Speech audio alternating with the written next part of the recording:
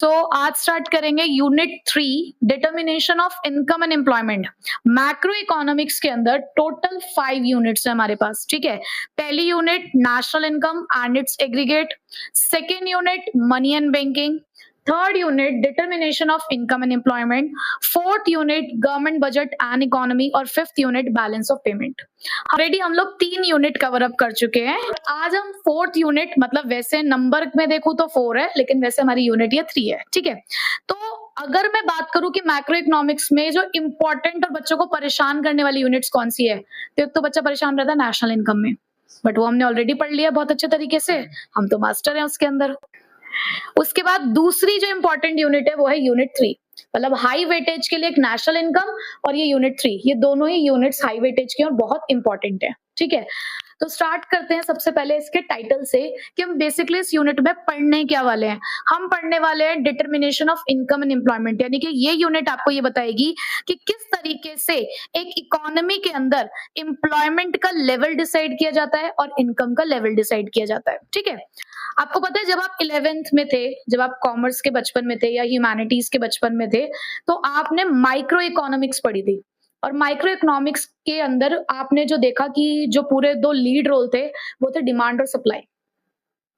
वहां वो डिमांड और सप्लाई आपकी क्या चीज जानने में मदद करते थे, बता सकते हो? कि जब डिमांड और सप्लाई एक साथ आ जाते हैं तो वो हमें एक चीज बताते हैं, क्या?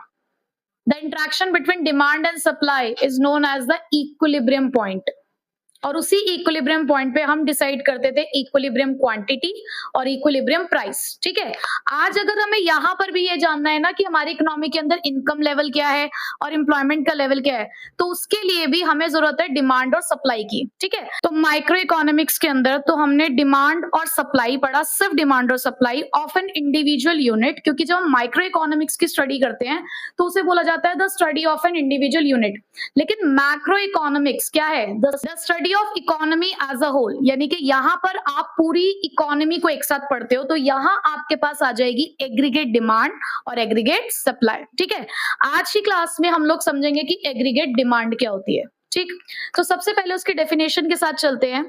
Aggregate demand refers to total value of final goods and services. मैंने बोला aggregate demand refers to total value, यानी कि हमें चाहिए एग्रीगेट। यहाँ पर टोटल वैल्यू का मतलब क्या है? एग्रीगेट। एग्रीगेट हमेशा किसी सम को रिप्रेजेंट करता है, किस चीज के लिए? Final goods and services. अब ये बहुत इंपॉर्टेंट है कि मैंने यहाँ पे क्या लिखा है, फाइनल गुड्स एंड सर्विसेज। आपको पता है नेशनल इनकम में आपने 2 तरीके के गुड्स पढ़े थे, कौन कौन से? फाइनल और इंटरमीडिएट। इंटरमीडिएट गुड्स वो गुड्स होते हैं जो या तो फॉर द प्रोडक्शन में इस्तेमाल किए जाते हैं या for the purpose of resale होते हैं, यानी कि एज अ रॉ मटेरियल जिनको हम इस्तेमाल करते हैं। बट फाइनल गुड्स क्या है? फाइनल प्रोडक्ट जो या तो हमने इन्वेस्टमेंट पर्पज के लिए लिया है या कंजप्शन पर्पज के लिए लिया है। जैसे कि आप एक ब्रेड पकौड़ा बनाने वाले हो, तो जो आप आलू की पिट्टी रेडी कर रहे हो, आप ब्रेड खरीद के लेकर आ रहे हो, वो आपके लिए इंटरमीडिएट गुड है। और जब वो ब्रेड पकौड़ा रेडी हो गया तो वो आपके लिए फाइनल गुड है। आप जब नेशनल इनकम में ऐड करते हो वैल्यू, तो सिर्फ फाइनल गुड्स की ऐड करते हो। क्यों? क्योंकि क्या उस ब्रेड पकौड़े की वैल्यू में उस ब्रेड का पैसा नहीं होगा, उस आलू की पिट्टी का पैसा नहीं होगा, वो जो आपने तेल इस्तेमाल किया होगा उसका पैसा नहीं होगा, सबका पैसा ऐड होगा। तो अगर आप इंटरमीडिएट गुड्स की वैल्यू अलग और फाइनल गुड्स की वैल्यू को अलग इंक्लूड करोगे तो डबल काउंटिंग हो जाएगी, एक ही चीज की 2 बार काउंटिंग। तो इसीलिए हम लोग सिर्फ किसकी वैल्यू को इंक्लूड करते हैं? फाइनल गुड्स की। बात समझ आ गई? तो आप जब भी डेफिनेशन लिखेंगे तो आपको सिर्फ इतना लिख के नहीं छोड़ देना है the total value of goods and services, नहीं, आपको क्या लिखना है? The total value of final goods and services which all the sectors. अब यहाँ पे सेक्टर से क्या मतलब है? यहाँ पे कौन से सेक्टर की बात हो रही है? प्राइमरी, सेकेंडरी और टर्शरी? नहीं जी नहीं, यहाँ हम बात कर रहे हैं हमारे जो 4 सेक्टर्स है, कौन कौन से? House hold, business firms, government और रेस्ट ऑफ द वर्ल्ड। ये 4 सेक्टर्स होते हैं हमारी इकोनॉमी के अंदर जो एक्सपेंडिचर को रिप्रेजेंट करते हैं। House holds, business firms, government और रेस्ट ऑफ द वर्ल्ड। ये चारों सेक्टर से एक्सपेंडिचर दिखाया जाता है। ये चारों सेक्टर एग्रीगेट डिमांड को रिप्रेजेंट करते हैं। तो हमने कहा which all the sectors of an economy are planning to bye.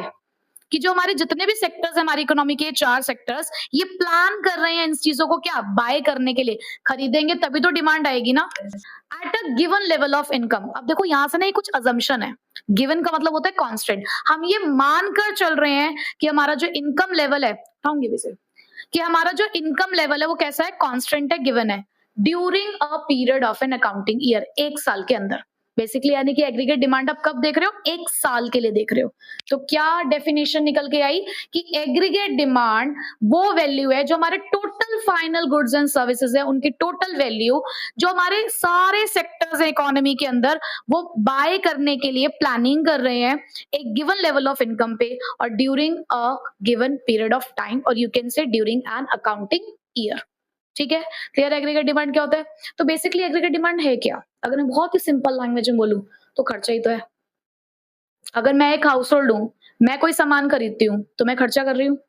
अगर अपने घर में हम सब्जी लेकर आ रहे हैं तो सब्जी लेना is also expenditure, is also an aggregate demand. ठीक है, एक बिजनेस फर्म है, उसने फ्लाईओवर बनवा दिया, उसने मशीनें खरीदी, तो क्या उसने डिमांड को रिप्रेजेंट नहीं किया, क्या उसने खर्चा नहीं किया?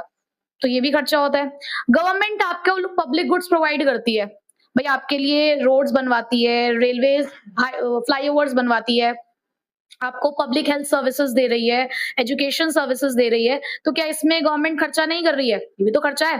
प्लस आप बाहर का सामान खरीदते हो, बाहर वाले आपका सामान खरीदते हैं, तो क्या ये एग्रीगेट डिमांड को शो नहीं करता? ये भी तो डिमांड को शो कर रहा है और खर्चा हो रहा है। यानी कि जहां जहां डिमांड है वहां वहां खर्चा है ना। अपनी डिमांड को सेटिस्फाई करने के लिए आप क्या कर रहे हो? खर्चा। तो क्या हम ये कह सकते हैं कि aggregate demand is equal to the expenditure? बिल्कुल कह सकते हैं। एग्रीगेट डिमांड किसको रिप्रेजेंट करती है? खर्चे को ही रिप्रेजेंट करती है। तो एग्रीगेट डिमांड या टोटल एक्सपेंडिचर, बात एक ही है। ठीक है, नेक्स्ट, एग्रीगेट डिमांड एक कैसा कॉन्सेप्ट है? Flow concept. दो तरीके कॉन्सेप्ट होते हैं ना, स्टॉक और फ्लो। स्टॉक कैसा होता है? पॉइंट ऑफ टाइम पे जो मेजर किया जाता है, पॉइंट ऑफ टाइम, अभी के अभी। और जो चीज पीरियड ऑफ टाइम मेजर की जाती है, पीरियड ऑफ टाइम का मतलब क्या होता है? जैसे कि हमने किया ना कि एक साल है, एक हफ्ता है, जहां पर हम पीरियड की बात कर रहे हैं किसी, तो वो फ्लो कॉन्सेप्ट होता है। तो क्योंकि हमने यहीं पे पढ़ा कि ड्यूरिंग एन अकाउंटिंग ईयर, तो इसलिए इसको क्या कहा गया है? फ्लो कॉन्सेप्ट, क्योंकि ये एक पीरियड ऑफ टाइम पे मेजर किया जाता है। ठीक है, नेक्स्ट आगे बढ़ते हैं। कंपोनेंट्स ऑफ एग्रीगेट डिमांड या कंपोनेंट्स ऑफ फाइनल एक्सपेंडिचर, या मैं कहूं जीडीपी, कंपोनेंट्स ऑफ जीडीपी एक ही बात है। क्यों? क्योंकि अभी अभी हमने ये पढ़ा कि डिमांड खर्चे को रिप्रेजेंट करता है। अगर आप कह रहे हो कि आपको किसी चीज की डिमांड है, तो डिमांड को पूरा करने के लिए आप खर्चा करोगे। तो उन खर्चों को, उन डिमांड के हमारे पास 4 सोर्सेज निकल कर आते हैं कि कहां कहां से ये डिमांड आ सकती है, कहां कहां से हमारी इकोनॉमी के अंदर खर्चा होता है। तो आपने ना ये वाला टॉपिक ऑलरेडी वैसे नेशनल इनकम में पढ़ा है, बहुत डिटेल में पढ़ा है। तो मैं वीडियो के डिस्क्रिप्शन में उस वाली वीडियो का लिंक डाल दूंगी, अगर आपको बहुत ज्यादा डिटेल में पढ़ना है तो वहां से पढ़ सकते हो। इंट्रोडक्शन हम यहाँ पर दोबारा लेंगे उसका एक बार। ठीक है, तो सबसे पहला पॉइंट है हमारे पास कि कहां से डिमांड आ रही है? प्राइवेट, या मैं कहूं हाउस होल्ड कंजप्शन एक्सपेंडिचर, जिसको सिंबॉलिकली हम बोलेंगे सी। ठीक है, कि हम जो है, हम हाउस होल्ड जो है, हम भी एक्सपेंडिचर को रिप्रेजेंट करते हैं, हम भी डिमांड को रिप्रेजेंट करते हैं। कैसे? It is the expenditure incurred by the households on purchase of goods and services during an accounting year. यानी कि जितनी भी चीजें हमें अपने कंजप्शन पर्पस के लिए चाहिए या सर्विसेज को हम अवेल करते हैं, तो उन चीजों को लेने के लिए जो हम खर्चा कर रहे हैं वो क्या है? हमारी प्राइवेट फाइनल कंजप्शन एक्सपेंडिचर। ठीक, सेकेंड, इन्वेस्टमेंट एक्सपेंडिचर। तो इन्वेस्टमेंट एक्सपेंडिचर की अगर मैं बात करूं, जिसको हम किससे रिप्रेजेंट करेंगे? आई से। So it is the expenditure incurred by all the private firms on equipment, building, etc. and change in inventory. यानी कि ये वो खर्चा है जो आप किस लिए कर रहे हो? आपने कोई इक्विपमेंट खरीदा, प्लांट, मशीनरी, ये सब खरीदी, या आपने कोई बिल्डिंग खरीदी, यानी कि कैपिटल एसेट्स की बात हो रही है। प्लस आपकी इन्वेंट्री में भी जो चेंजेस होते हैं, इन्वेंट्री समझते हो ना क्या? ठीक है, जो आपका स्टॉक है उसके अंदर भी चेंजेस होते हैं। भाई स्टार्टिंग में कुछ होता है, एंड में आके कुछ और हो जाता है, ड्यूरिंग द ईयर आप खरीदते भी हो, तो वो जो चेंजेस है उन चेंजेस को भी हम यहाँ पर इन्वेस्टमेंट एक्सपेंडिचर में काउंट करते हैं। नेक्स्ट, गवर्नमेंट एक्सपेंडिचर, जिसको हम किससे रिप्रेजेंट करेंगे? जी से। गवर्नमेंट क्या करती है? It is expenditure incurred by the government on consumer goods and capital goods to satisfy the common needs of the economy. अब कंज्यूमर गुड्स कौन से होते हैं? जैसे कि हेल्थ सर्विसेज मिलना गवर्नमेंट की तरफ से, एजुकेशन की सर्विस मिलना, गवर्नमेंट जितने भी पब्लिक गुड्स हमें दे रही है वो सारी चीजें क्या कंज्यूमर गुड्स में, यानी कि कंज्यूमर की वांट को सेटिस्फाई करने के लिए जितनी भी चीजें गवर्नमेंट कर रही है वो क्या है, इलेक्ट्रिसिटी दे रही है हमें, ये सारी चीजें क्या है, कंज्यूमर गुड्स हैं। बट कैपिटल गुड्स की अगर मैं बात करूं तो जहां पे गवर्नमेंट हमारे लिए कोई एसेट क्रिएट करती है, गवर्नमेंट पब्लिक पार्क बनवा रही है आपके लिए, गवर्नमेंट आपके लिए मशीनें खरीदती है, गवर्नमेंट बिल्डिंग्स खरीदती है, गवर्नमेंट फ्लाईओवर बनाती है, डैम्स बनवाती है, जितना भी कंस्ट्रक्शन वर्क आप कह सकते हो वो सारी चीजें कैपिटल गुड्स में काउंट होती हैं। ठीक है, उसके बाद नेट एक्सपोर्ट्स, नेट वर्ड आ गया, सिर्फ एक्सपोर्ट्स नहीं है। पहली बात, एक्सपोर्ट्स क्या होते हैं, हम जो सामान बाहर की कंट्री को बेचते हैं, basically selling of goods to the foreign countries is known as export. But वहीं पे इंपोर्ट क्या है, हम जो सामान फॉरेन कंट्रीज से खरीदते हैं, यानी कि buying of foreign goods is known as imports. ठीक है, तो यहां पर ये उन दोनों का डिफरेंस है, it is export minus import. X होता है एक्सपोर्ट और एम होता है import, so it is the difference between the export and import. अब कैसे, एक्सपोर्ट यानी कि आपने बाहर सामान भेजा, यानी कि आपके गुड्स की डिमांड है बाहर, बाहर वाले आपके गुड्स के लिए डिमांड शो कर रहे हैं, तो आपको उनको बनाने के लिए खर्चा तो करना पड़ेगा ना।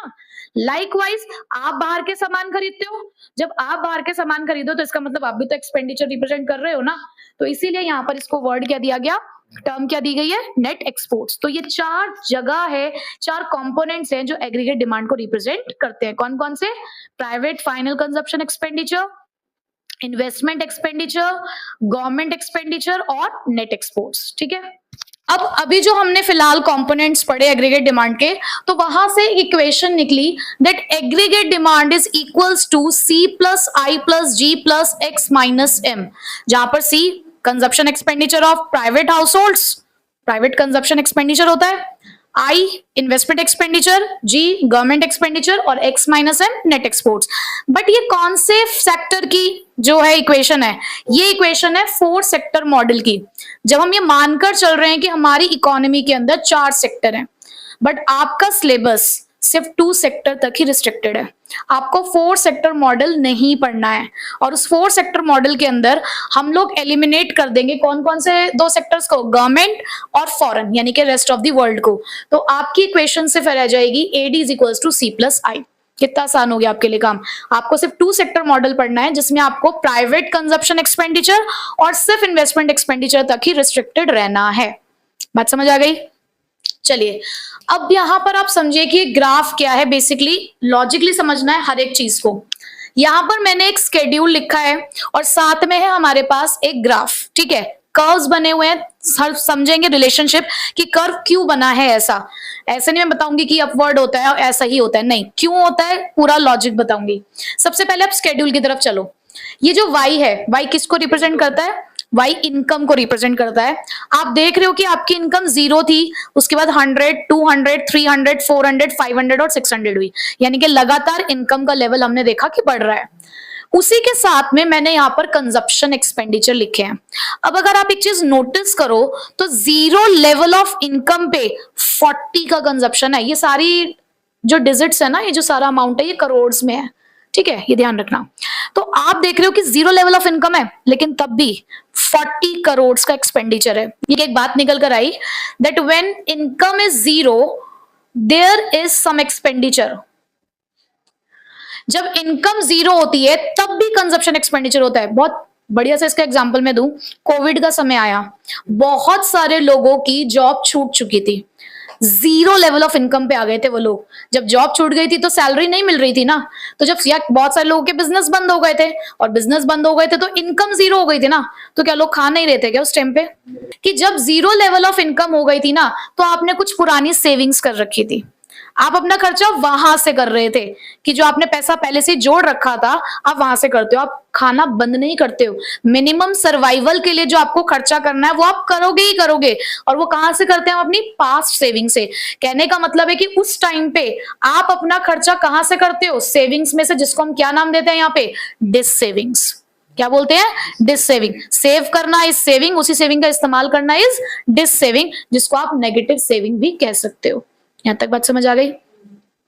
ये जो 0 लेवल पे आप कंजप्शन करते हो ना, इसको एक नाम भी दिया गया है, इस कंजप्शन एक्सपेंडिचर को एक नाम दिया गया है which is known as autonomous consumption. बहुत इंपॉर्टेंट है प्रैक्टिकल पॉइंट ऑफ व्यू से कि यहां पर जीरो लेवल ऑफ इनकम पे भी जो कंजप्शन एग्जिस्ट करता है उस कंजप्शन को क्या बोलते हैं हम?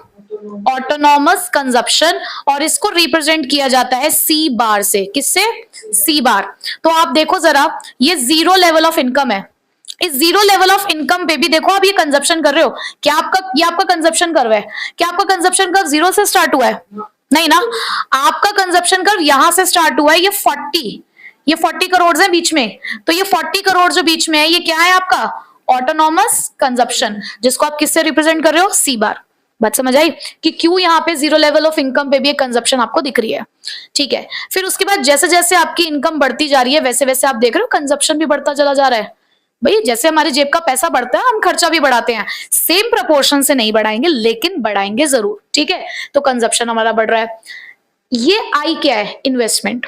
बट अगर आप इस इन्वेस्टमेंट को देखो तो ये लगातार आपको सेम दिख रही है, कांस्टेंट है। हमारे पास इन्वेस्टमेंट दो तरीके की होती है, मैं बताऊंगी आपको वो दो तरीके की इन्वेस्टमेंट कौन कौन सी होती है। एक का नाम होता है ऑटोनॉमस इन्वेस्टमेंट और एक का नाम होता है इंड्यूस्ड इन्वेस्टमेंट। क्या क्या बताया मैंने? ऑटोनॉमस इन्वेस्टमेंट और इंड्यूस इन्वेस्टमेंट। इंड्यूस इन्वेस्टमेंट करते हैं हमारा प्राइवेट सेक्टर, जो सिर्फ तभी इन्वेस्टमेंट करता है जब उसे प्रॉफिट मिलता है। वो तभी पैसा लगाएगा जहां उसे प्रॉफिट मिलेगा। बट ऑटोनॉमस एक्सपेंडिचर करती है हमारी गवर्नमेंट, जो कि प्रॉफिट के लिए काम नहीं करती, सोशल वेलफेयर के लिए काम करती है। तो वो अपनी इन्वेस्टमेंट को बदलती नहीं है, चाहे इनकम का लेवल कुछ भी हो, चाहे इनकम 0 हो, 100 है, 200 है, चाहे 600 पहुंच गई है, हमने अपनी इन्वेस्टमेंट चेंज नहीं करी। क्यों? क्योंकि ये इन्वेस्टमेंट हम कौन सी लेकर चल रहे हैं? गवर्नमेंट इन्वेस्टमेंट है विच इज ऑटोनॉमस इन्वेस्टमेंट। ये बात भी आपको ध्यान रखनी है कि इन्वेस्टमेंट का लेवल कैसा रहेगा? हमेशा सेम रहेगा। तो अगर आपको एक लेवल ऑफ इनकम पे इन्वेस्टमेंट मिल गई है तो आप सारा खुद से फिल करेंगे। याद है फिक्स्ड कॉस्ट होती थी एक क्लास में, आपने कॉस्ट में फिक्स्ड कॉस्ट पढ़ी थी, एक पता चल जाती थी, सारी सेम होती थी। बिल्कुल वैसे ही यहाँ पर इन्वेस्टमेंट को मान के चलना है। ठीक, अब हमें निकालना है aggregate demand. Aggregate demand is a summation of consumption plus investment. तो आप अभी मेरे साथ साथ निकालेंगे C plus I, 40 plus 20 60, 120 plus 20 140, 200 plus 20 220, then 300 380 460 and 540। अब आप यहां पर भी गौर करिए कि जैसे जैसे इनकम बढ़ रही है वैसे वैसे एग्रीगेट डिमांड भी तो बढ़ रहा है। तो यहां से हमारा पहला पॉइंट निकला that aggregate demand depends upon the level of income in an economy. क्योंकि देखो एग्रीगेट डिमांड सीधे सीधे किस चीज को रिप्रेजेंट करता है? कंजप्शन एक्सपेंडिचर को ना। आपकी जेब में पैसा ज्यादा होगा तभी तो आप कंजप्शन ज्यादा करोगे। आपकी इनकम बढ़ रही थी तो आपका कंजप्शन बढ़ रहा था, और आपका कंजप्शन बढ़ रहा है तो एग्रीगेट डिमांड बढ़ रहा है। क्यों? क्योंकि इन्वेस्टमेंट तो सेम है। इन्वेस्टमेंट का कोई फर्क नहीं पड़ रहा है एग्रीगेट डिमांड पे। किसका फर्क पड़ रहा है? इस कंजप्शन का। और इस कंजप्शन के ऊपर किसका इफेक्ट आ रहा है? इनकम का। तो सीधे सीधे हमने ये बात बता दी यहाँ पे that aggregate demand depends upon the level of income in an economy. पहला रिश्ता पता चला। अब यहां पर आप देख रहे हो कि जैसे जैसे इनकम बढ़ रही है वैसे वैसे एडी बढ़ रहा है, तो जैसे जैसे इनकम घटेगी एडी भी घटेगा। So there is a positive relationship between the income and AD. Positive relationship का मतलब क्या है? तुम हाँ कहते हो तो वो भी हाँ कहती है, तुम ना कहते हो तो वो भी ना कहती है। वही रिश्ता तो पॉजिटिव हुआ। बट तुम हाँ कहते हो वो ना कह देती है, तुम ना कहते हो वो हाँ कह देती है, तो नेगेटिव है यार। और ऐसे में जहां पॉजिटिव रिश्ता होता है ना, वहां ग्राफ कैसा जाता है? ऊपर की तरफ। जहां पॉजिटिव रिलेशनशिप होगा वहां पे रिलेशनशिप का ग्राफ कैसे जाएगा? ऊपर। और जहां नेगेटिव होगा वहां कैसे जाएगा? नीचे। अब यहाँ पे इसका मतलब पॉजिटिव रिलेशनशिप है between the income and AD. तो यहाँ पर पॉजिटिव रिलेशनशिप हो जाने की वजह से एग्रीगेट डिमांड का जो स्लोप है, यानी कि जो उसकी शेप आएगी, वो कैसी आएगी? पॉजिटिव, अपवर्ड स्लोपिंग कहते हैं हम उसे। ठीक है। थर्ड पॉइंट क्या कहता है? Positive consumption even when income is zero. ये मैंने बात आपको अभी समझा दी कि चाहे आपका इनकम का लेवल जीरो ही क्यों ना हो तब भी आपको कुछ कंजप्शन करना ही पड़ता है। और उस कंजप्शन को हमने नाम क्या दिया अभी? जीरो लेवल ऑफ इनकम पे भी जो कंजप्शन होती है, ऑटोनॉमस कंजप्शन, जिसको हम किससे रिप्रेजेंट करते हैं? C bar. Next, slope of consumption curve. अब क्योंकि कंजप्शन भी इनकम बढ़ने के साथ साथ बढ़ता रहता है, इनकम लेवल के साथ साथ कंजप्शन भी बढ़ता है, तो कंजप्शन का कर्व भी कैसा होता है? अपवर्ड। ठीक। Slope of autonomous investment curve, ये बात मैंने आपको यहीं पे समझा दी कि इन्वेस्टमेंट आपकी कांस्टेंट रहती है, क्योंकि ये कौन सी इन्वेस्टमेंट है, गवर्नमेंट करती है, पब्लिक सेक्टर इन्वेस्टमेंट है जो सोशल वेलफेयर के लिए काम करती है, इसलिए वो अपनी इन्वेस्टमेंट का लेवल चेंज नहीं करती। तो जो स्लोप है ऑटोनॉमस इन्वेस्टमेंट का वो कैसा रहेगा, कांस्टेंट। सीधी सी बात है, कोई चीज चेंज ही नहीं हो रही है तो उसका कर्व कैसे बनेगा, कांस्टेंट बनेगा, पैरेलल टू एक्स एक्सिस। क्यों, क्योंकि ये कौन सी वाली इन्वेस्टमेंट है, ऑटोनॉमस इन्वेस्टमेंट जो गवर्नमेंट करती है। आपको थियोरेटिकली सारी बात समझ आ गई। अब आ जाओ कर्व पे। अब आपको कर्व में दिक्कत नहीं आएगी। सबसे पहले हमेशा ध्यान रखिएगा कि जब भी आप इकोनॉमिक्स के अंदर ग्राफ बनाते हैं उसकी प्रॉपर लेबलिंग करना बहुत जरूरी है। बच्चा क्या करता है, लाइनें खींच के आया था, मैडम अपने आप फिल इन द ब्लैंक्स कर लेंगी, अपने आप मैडम कर्व को नाम दे देंगे अपने हिसाब से। ऐसा नहीं होता, आपको ही बताना है मैडम को कि मैडम हमने ये चीजें लिखी हैं। सबसे पहले ये एक्स एक्सिस है, एक्स एक्सिस पे आप क्या रिप्रेजेंट करते हो, इनकम।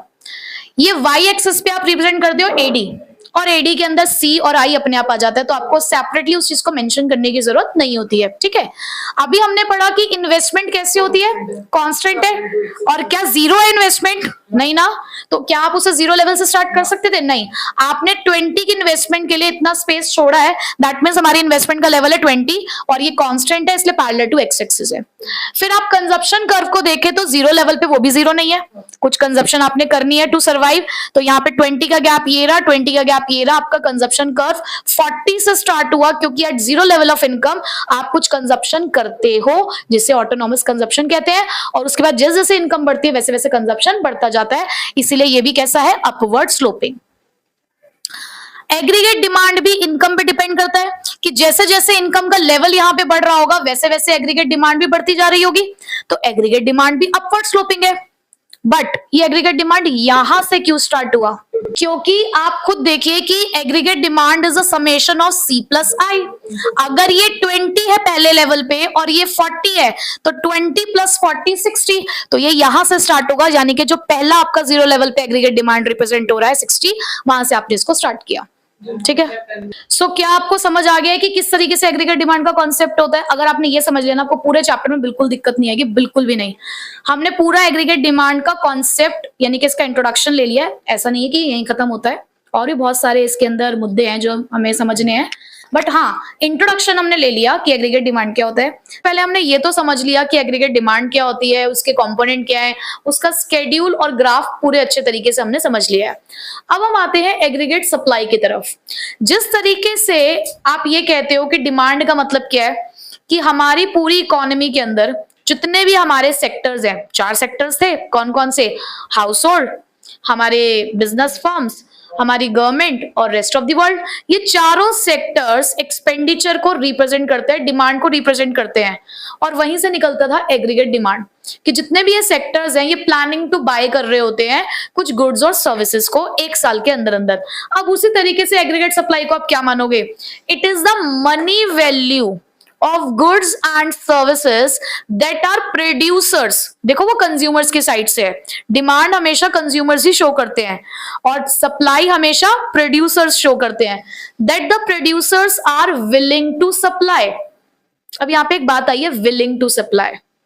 सामान तो बहुत सारा हो सकता है बना रखा हो, लेकिन उस बने हुए सामान में से जो वो बेचना चाहते हैं उसे सप्लाई कहा जाता है। आपने क्लास 11 में पढ़ी है ये चीज, the difference between supply and stock. सामान आपने बना रखा है 1000 यूनिट, बेचने के लिए निकाला है 600 यूनिट, तो 1000 स्टॉक है लेकिन 600 सप्लाई है। बात समझ आ रही है? yes.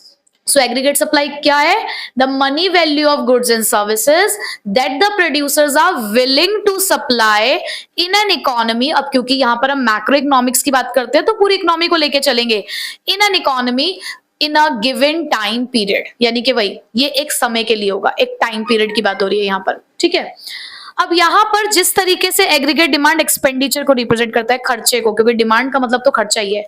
अब उसी तरीके से हम सामान बेचने निकल रहे हैं मार्केट के अंदर, जब सामान बेचोगे तो क्या करोगे, पैसा कमाओगे ना, तो सप्लाई साइड शो करती है आपकी इनकम को, सप्लाई साइड शो करती है आपके टोटल आउटपुट को।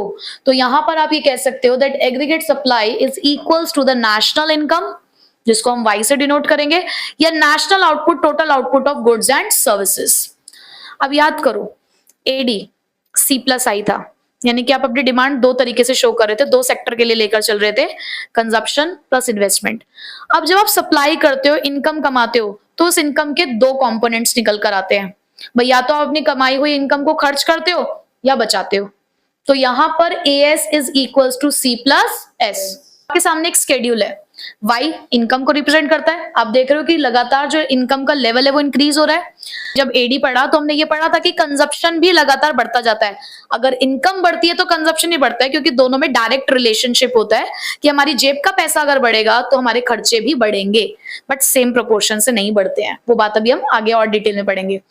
अब देखो, अगर आपकी इनकम का लेवल 0 था, लेकिन उस 0 लेवल ऑफ इनकम पे भी आप कुछ खर्चा करते हो ना, उस खर्चे को क्या कहते हैं? At 0 level of income some minimum consumption for survival is always there, which is known as autonomous consumption. और वो कंजप्शन हम कहां से कर रहे होते हैं भाई? हम कमा तो कुछ नहीं रहे हैं बट खर्चा कर रहे हैं। तो वो खर्चा कहां से कर रहे होते हैं कि जो पैसा हमने बचा रखा था उसी पैसे का इस्तेमाल करते हैं, यानी कि अपनी सेविंग को यूज करते हैं, जिसे हम डिस सेविंग या नेगेटिव सेविंग कहते हैं। तो देखो 0 लेवल ऑफ इनकम पे आपकी सेविंग कैसे हो जाती है? नेगेटिव। और वो हमेशा किसके बराबर होगी? जितना आपको ऑटोनॉमस कंजप्शन होगा। हमेशा अगर आपका ऑटोनॉमस कंजप्शन 40 है तो नेगेटिव सेविंग कितनी रहेगी? -40। अब उसके बाद आपने 100 की इनकम कमाई, लेकिन तब भी आप 120 रुपए का खर्चा कर रहे हो, क्या अभी भी सेव कर पा रहे होगे? नहीं, अभी भी आपकी सेविंग नेगेटिव जाएगी -20, क्योंकि अभी भी आपको सेविंग में से 20 रुपए खर्च करने पड़ेंगे। फिर उसके बाद आपकी 200 की इनकम हुई, 200 ही खर्च कर दिया तुमने, तो सेविंग हो पा रही होगी? नहीं। फिर उसके बाद 300 की इनकम हुई, 280 खर्च करे, तो अब सेविंग है, कितने की सेविंग है? 20 की। उसके बाद 400 रुपए की आपकी इनकम है, 360 रुपए आपने खर्च कर दिए, 40 की सेविंग हो गई। 500 रुपए है, 440 खर्च किए, 60 की सेविंग हुई। 600 रुपए कमाए, 520 खर्च किए, 80 की सेविंग हुई। बात समझ आ गई? अगर यानी कि ये दो भी हैं तो आप सेविंग अपने आप निकाल सकते हो। अब हमें तो निकालना लेकिन AS, कैसे निकलेगा? C plus S। तो भाई 40 माइनस 40, ठीक है, 120 माइनस 20 100, 200 माइनस 0, फिर उसके बाद 280 प्लस 20, 360 प्लस 40, 440 प्लस 60, 520 प्लस 80। क्या निकल कर आया? किसके बराबर निकल रहा है? Hence proved. यहीं से निकला है कि aggregate supply is always equal to the income. ठीक है, यहां से बात समझ आ गई आपको? अब इसी चीज को अगर मैं यहाँ पर एक कर्व के थ्रू ड्रॉ करूं, तो यहाँ हमने लिया इनकम, यहाँ हम लेकर चल रहे कंजप्शन प्लस सेविंग। जैसे जैसे इनकम बढ़ती है वैसे वैसे कंजप्शन और सेविंग्स भी बढ़ती हैं, आप खुद देख सकते हो। ठीक है, तो इसका मतलब जो इसका ग्राफ बनता है ना, वो बनता है अपवर्ड स्लोपिंग। और कैसी लाइन बनती है? 45 डिग्री। अभी ओरिजिन से स्टार्ट हुई है। आपको याद हो तो हमने जो एग्रीगेट डिमांड कर बनाया था वो 0 से स्टार्ट नहीं किया था। कंजप्शन कभी 0 नहीं हो सकता, इसलिए ठीक है, हमारी डिमांड कभी 0 नहीं हो पाएगी, हम कुछ ना कुछ तो डिमांड करेंगे ही करेंगे। बट यहाँ पर अगर आपकी इनकम 0 है, इनकम 0 हो सकती है ना, तो इनकम 0 हो सकती है तो इसलिए वो ओरिजिन से स्टार्ट होती है। और जैसे जैसे जैसे जैसे आप आगे बढ़ते जाएंगे, आपका लेवल ऑफ इनकम बढ़ेगा, तो आप अपना कंजप्शन और सेविंग का लेवल भी इंक्रीज कर सकते हो। तो it is always 45 degree straight line and it is upward sloping. ठीक है, यहां तक बात समझ आ गई है? तो एग्रीगेट सप्लाई भी पढ़ लिया, एग्रीगेट डिमांड भी पढ़ लिया। अब इसके आगे के कुछ इससे मिलते जुलते कॉन्सेप्ट पढ़ेंगे हम।